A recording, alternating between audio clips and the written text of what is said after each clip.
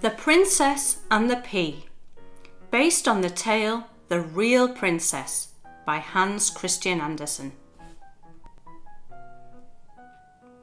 Many years ago, in a land far away, there lived a prince.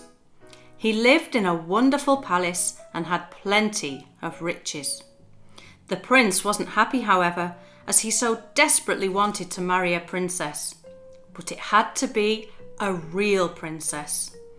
He travelled all over the land trying to find her, but there was always something wrong.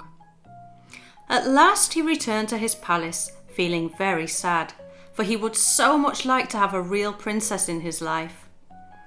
"I wish more than anything to meet the princess of my dreams," he sighed, "but I'm not sure that I will ever find her."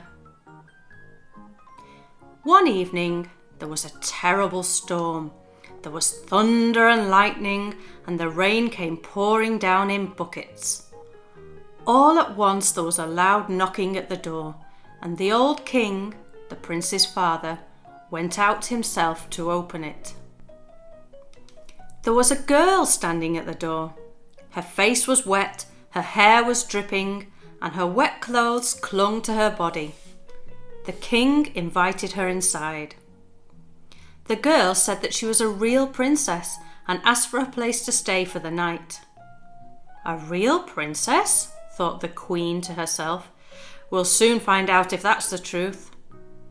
She went into one of the palace's spare bedrooms and made up a bed for the visitor. She piled up 20 mattresses, one on top of the other, and under the mattress at the very bottom, she placed a pea. "Only a real princess will feel a pea under all of those mattresses," thought the queen to herself.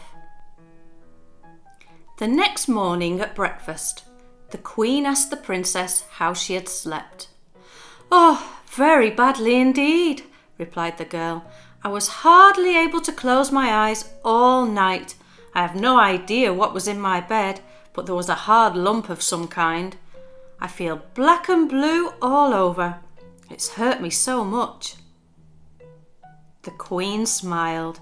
It was clear that the girl was a real princess, since she'd been able to feel the pea under all of the mattresses. The prince was delighted to have found a true princess at last and asked the girl to marry him, and they kept the pea as a reminder of when they first met.